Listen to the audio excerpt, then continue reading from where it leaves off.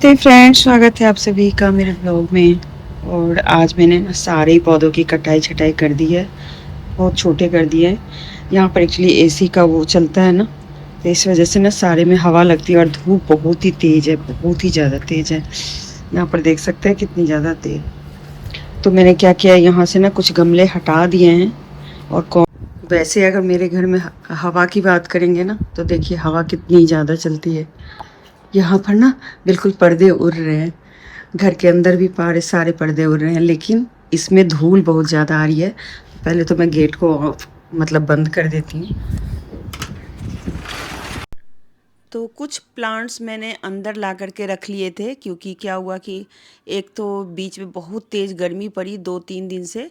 और ये प्लांट जो है ना वो मैंने बाहर रखे थे, अच्छा लग रहा था और ये बढ़ भी रहा था काफ़ी सारे। इसमें प्लांट्स में मतलब लीफ आ गए थे। लेकिन अचानक 2 दिन से मैं देख रही हूँ इसके पत्ते ना पापड़ जैसे सूख रहे हैं, तो मुझे थोड़ा डर लगा।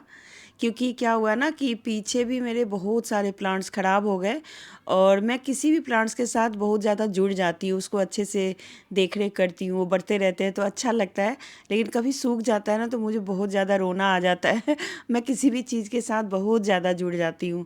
ये पता नहीं मेरे में क्या प्रॉब्लम है, मैं किसी इंसान के साथ भी बहुत ज़्यादा इन्वॉल्व हो जाती हूँ, और किसी ऐसे प्लांट्स वगैरह या किसी भी चीज़ के साथ ना मेरा ऐसा जुड़ाव हो जाता है। और मैं उससे जब अलग होती हूँ तो मैं थोड़ी सी मायूस हो जाती हूँ, और दुख भी होता है, बुरा भी लगता है। ऐसा नहीं कि मुझे बुरा नहीं लगता, मैं रोती भी हूँ कई बार। लेकिन क्या करें, ये लाइफ है। मुझे कई लोग समझाते हैं कि इतना नहीं जुड़ना चाहिए किसी भी चीज़ के साथ, लेकिन हो जाता है।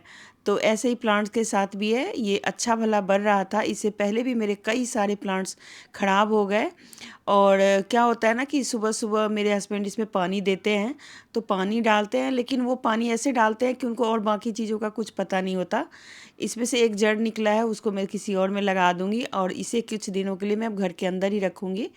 तो क्या हुआ कि वो जो प्लांट्स थे ना, ये जो पानी देते हैं मेरे हस्बैंड, तो बाकी चीज़ें नहीं करते ना। प्लांट कभी कुड़ाई कर दी, कभी देख रेख कर दी कि इसमें चींटियाँ लग रही हैं या कुछ हो रहा है, वो सब नहीं देखते, वो सिर्फ पानी डाल देते हैं। और कई बार ओवरफ्लो हो जाता है ना, तो प्लांट्स भी सड़ जाते हैं। तो मैं कई बार गुस्सा भी होती हूँ, और कई बार रो कर के भी बोला है कि मत किया करो ऐसे, आप थोड़ा 2-3 दिन में पानी डाल दिया करो। पर वो होता है ना कि जैसे उनको भी आदत हो गई है सुबह-सुबह पानी देने की, तो मना करती हूँ, फिर 2-3 दिन रुक जाते हैं, फिर डालने लग जाते हैं। लेकिन कई बार नहीं डालते हैं, तो फिर वो कई बार छोड़ ही देते हैं फिर। तो कुछ इस वजह से प्लांट्स मेरे सूख जाते हैं। यहाँ पर एक एक प्लांट को मैं किचन बालकनी में ले आई हूँ, और कल रात फिर से बहुत तेज़ आंधी आई थी, जिसकी वजह से पूरा बालकनी फिर से गंदा हो गया। वैसे कल ही मैंने शायद से सारी बालकनी धोई थी, पर फिर कोई फ़ायदा नहीं, क्योंकि फिर से गंदा हो चुका है। तो सिलेंडर के पीछे मुझे कुछ कूड़ा दिखाई दिया, तो मैंने उसको थोड़ा साइड कर दिया है, जिससे कि याद रहेगा। और देखिए ये प्लांट्स को मैंने कुछ इस तरीके से एक स्टैंड के ऊपर रख दिया है। तो ये मनी प्लांट है ना, इसको भी थोड़ा ठंडा चाहिए, क्योंकि ये भी इसके भी पत्ते ख़राब हो रहे थे। तो मैंने किचन बालकनी में ले आई हूँ। यहाँ वैसे इतनी जगह नहीं है, लेकिन फिर भी मैंने कहा चलो यहीं पे रखूँगी, देखती हूँ कि क्या होता है। क्योंकि शायद धूप की वजह से ना जो भी 3-4 पौधे मेरे बचे हुए हैं वो भी शायद से ख़राब ना हो जाएँ, इस डर से मैं इसको इधर ले आई हूँ। और ये सारा काम मैं खुद ही करती हूँ। मेरे घर में किसी को इस सब के लिए कोई इंटरेस्ट नहीं है, बल्कि सब ऐसे बोलते भी हैं कि क्यों इतना करती हो, रहने दो ना, क्या करना। आज मेरे हस्बैंड को जनेऊ पहनना था, नया जनेऊ, तो वो वही बना रहे हैं, तो इसलिए बनियान वगैरह भी नहीं पहनी हुई है। बुरा मत मानिएगा, बेटी पकड़ के रखी हुई है, क्योंकि उसको पकड़ना पड़ता है जनेऊ को। और कल के वीडियो में मैंने दिखाया था लास्ट में, जब मैं सोने के लिए जा रही थी तो दाल और चावल भिगोने के लिए रख दिए थे। तो इसलिए मैं रख देती हूँ कि कुछ कुछ चीज़ें ना मैं पहले से उसको स्टोर करके रखती हूँ, जिससे कि एट अ टाइम कभी मुझे कुछ ऐसा हो कि नहीं बना पा रही हूँ कुछ, तो मैं उसी में से निकाल के बना लेती हूँ। तो अक्सर हम लोग दाल का चीला खाते ही हैं, लेकिन दाल का चीला में ना अगर आप चावल भी मिला देते हैं तो काफ़ी अच्छा बनता है, टेस्टी लगता है। इसके अंदर आप धनिया, आप साथ में जैसे कि ये पालक हो गया, ये सारी चीज़ें डाल देते हैं ना, तो और भी अच्छा बनता है। तो इसको 2 पार्ट में मैं पीसने वाली हूँ। वैसे सबसे बड़ा जार लिया है, थोड़ा सा पानी भी डाला है, क्योंकि अगर दाल के अंदर पानी नहीं डालेंगे ना तो दाल पिसता नहीं है। लेकिन दोनों ही चीज़ें हैं, चावल और दाल दोनों ही चीज़ें हैं, तो दोनों को पीस करके तैयार के करके और मैं इसे फ्रीज़र में रखने वाली हूँ। क्योंकि फ्रीज़र में रहता है ना तो ठीक भी रहता है, और जब मर्ज़ी हो, ज़रूरी नहीं है कि 1-2 दिन में ही निपटाना है, हफ्ते में कभी बना लिया निकाल करके। तो रोज़ तो एक ही चीज़ नहीं खाते हैं, अलग-अलग खाते हैं, तो इसलिए थोड़ी बहुत तैयारी पहले से ही करके रखती हूँ। तो इसमें भी मैंने धनिया, अदरक और साथ में मैंने हरी मिर्च डाल करके फिर पीसा है। तो 1 डब्बा भर के मैंने फ्रीज़र के अंदर रख दिया और 1 डब्बा निकाल के रख दिया कि आज बनाना था। और फ्रीज़र में थोड़ा चेक भी कर लेती हूँ कि कोई चीज़ ऐसी तो नहीं कि ख़राब हो रही है, क्योंकि कई बार कुछ चीज़ें रह जाती हैं। तो आज लंच में मैंने बनाया था, जो आप समझ रहे हैं वो बिल्कुल नहीं है। ये है फ्राइड राइस, वो भी चने की दाल वाली। तो यहाँ पर सर्व कर रही हूँ चना के दाल की, ये चना दाल चावल है, साथ में हरी वाली चटनी है जो कि मैंने बहुत सारा बना के रखती हूँ। आम का मौसम है तो आम भी इसके अंदर डाला हुआ है, हरी धनिया, पुदीना ये सब डाल के। और साथ में मैंने यहाँ पे करेला का फ्राई बनाया था तो वो भी डाल रही हूँ, और साथ में थोड़े से कुंदरू भी थे। तो कुंदरू की सब्ज़ी, हम लोग कुंदरू बोलते हैं, आप लोग क्या बोलते हैं ज़रूर बताइएगा। कुंदरू की सब्ज़ी भी थी, ये हमारे घर में सबसे ज़्यादा पसंद करते हैं सब लोग। भिंडी के बाद अगर किसी का मतलब नंबर आता है तो ये कुंदरू की ही सब्ज़ी है। तो ये हमारा लंच है, बहुत ही टेस्टी लंच बना था। क्या होता है कि कई बार आपको मन नहीं करता कि दाल चावल वगैरह इतना बनाएं, तो आप इस गर्मी में, तपती गर्मी में क्यों ज़्यादा देर किचन में बैठे रहना। तो मैंने जीरा और साथ में तेज़पत्ता डाल के थोड़ा सा मैंने घी डाला था, और इसके अंदर टमाटर प्याज डाल के फिर मैंने चना दाल डाला था आधी कटोरी, और बस उसको डाल के और उसके बाद नमक डाला, हल्दी डाली और कुछ सूखे मसाले डाल के, और ये चावल के साथ मैंने बनाया है कुकर में। ये कुकर में ही ज़्यादा अच्छा बनता है, तो फटाफट से बन भी जाती है और इसका टेस्ट भी थोड़ा सा अलग होता है। तो बस आप लोग भी बना लीजिएगा। आज दोपहर के लंच में तो मेरा यही था, और ये इतना अच्छा लग रहा था कि वैसे तो मन करता है कि रोज़ ऐसा खाना बनाएं, लेकिन क्योंकि दाल भी अलग से खाना ज़रूरी होता है तो इसलिए रोज़ तो नहीं खा सकते। लेकिन कभी-कभी अगर आपका दिल नहीं करे किचन में ज़्यादा देर खड़े होने का, तो ऐसे वाले खाना बना। और आज जो मैंने काम निकाला हुआ है, आज कोई ब्लॉग शूट नहीं होगा, आज यही काम होगा। और आज मैंने निकाले हुए हैं थोड़े से पुराने पर्दे। ये हमारे पिछले ही घर के हैं, लेकिन ये क्या हुआ है ना कि इस पे ना धागे बहुत ज़्यादा निकल गए हैं, तो ये अच्छे नहीं लग रहे हैं देखने में। और हमारे घर में काफ़ी सारे दरवाजे और खिड़कियां हैं, तो मैं सोच रही हूँ जो कुछ पर्दों का ना मैं फिर से रीयूज़ करूँ। वैसे तो इसको मैंने छोड़ ही दिया था, लेकिन आज मुझे अचानक लगा कि मेरे पास कुछ साड़ियाँ भी ऐसी हैं जिनको ना तो मैं पहनती हूँ ना किसी को देने लायक है, तो मैं इसका भी यूज़ कर लूँ और इस पुराने पर्दे का भी यूज़ कर लूँ। तो चलिए इस साड़ी को आपको मैं दिखा देती हूँ। ये कुछ इस तरीके का मटेरियल है, हल्का सा जैसे ना चिपकता रहता है।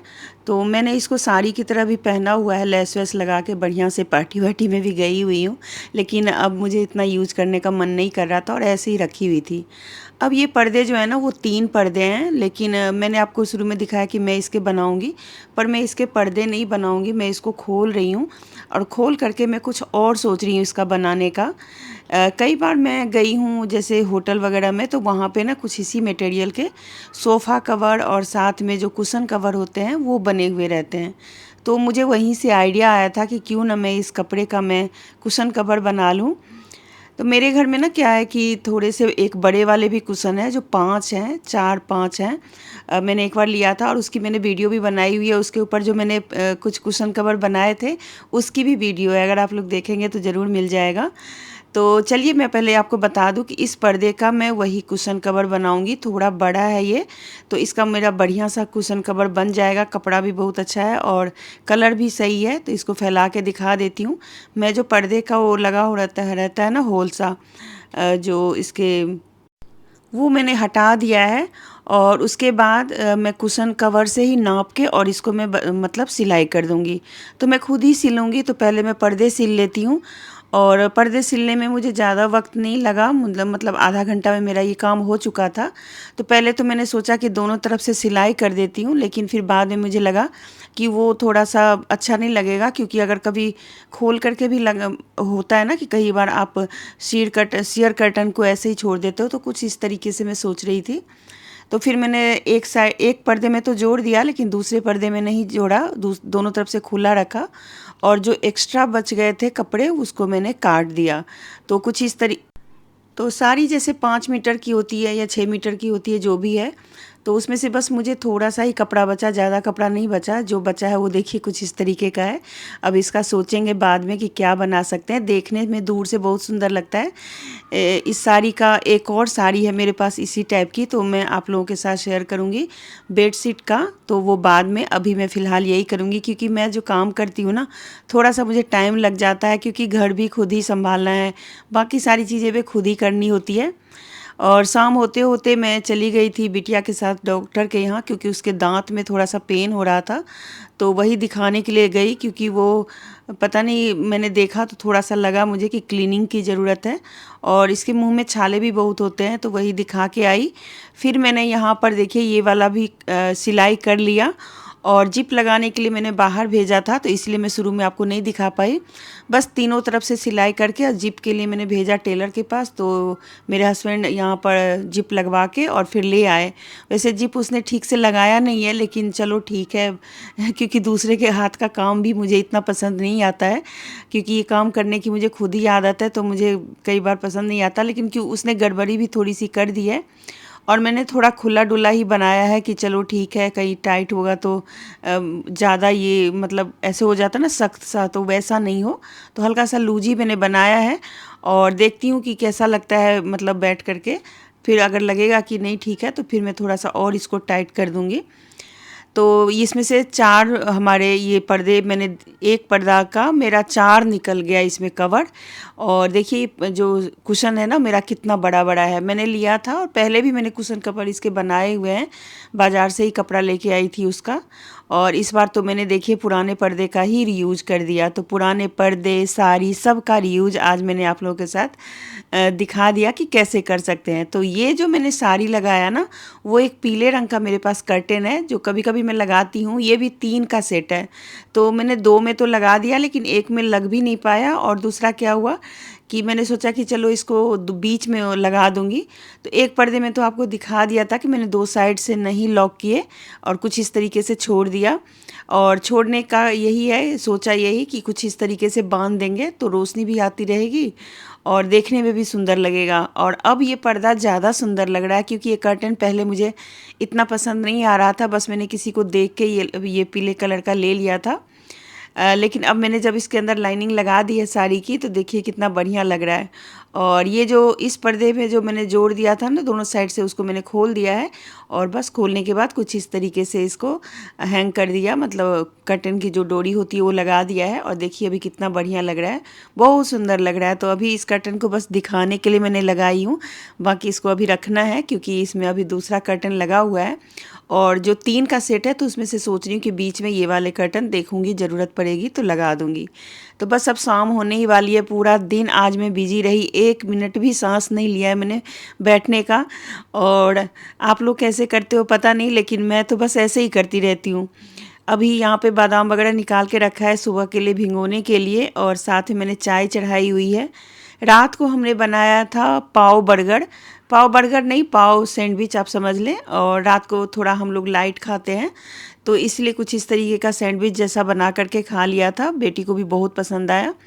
और मैंने इसके अंदर डाला क्या है वो मैं बता दूं। यहाँ पर आलू है उबले हुए, साथ में टमाटर, प्याज और कुछ मसाले पहले ही बना के रख लिए, जैसे कि देख सकते हैं पाव भाजी मसाला है, साथ में गरम मसाला और लाल मिर्च का पाउडर, नमक, नमक मैंने नहीं दिखाया लेकिन नमक भी डालना है, और जीरा पाउडर। बस इतनी चीज़ें डाल के उसको मिला लेना है। और तवे के ऊपर हल्का सा बटर लगा ले, ज़्यादा बटर लगाएं तो भी चलेगा, कम लगाएं तो भी चलेगा, जिसको जैसे पसंद हो।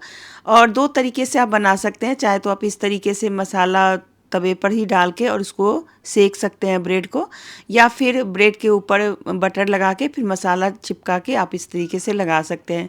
तो दोनों ही तरीके से अच्छा रहता है। बस जो तवा पर बनाते हैं ना वो थोड़ा जलता है, तो मसाले की स्मेल फिर आ जाती है। यहाँ पर आलू, टमाटर, प्याज और अगर खीरा हो तो खीरा भी आप डाल सकते हैं। और इन सबको डाल के बिना चटनी वटनी के, बिना किसी चीज़ के आप इसे खा सकते हैं। अभी तो मैंने बटर लगा के दिखाया, आप चाहें तो बिना बटर के इसमें आप बना सकते हैं। सिर्फ मसाला ऊपर से आप थोड़ा छिटक दें और इसको दोनों तरफ से सेक दें, बस ये तैयार हो जाता है सैंडविच। हल्का फुल्का और टेस्टी सा होता है पाव सैंडविच। ब्रेड सैंडविच तो आपने कई बार खाया होगा, एक बार ये बना के देखें। मिलते हैं अगली वीडियो के साथ, तब तक के लिए बाय बाय।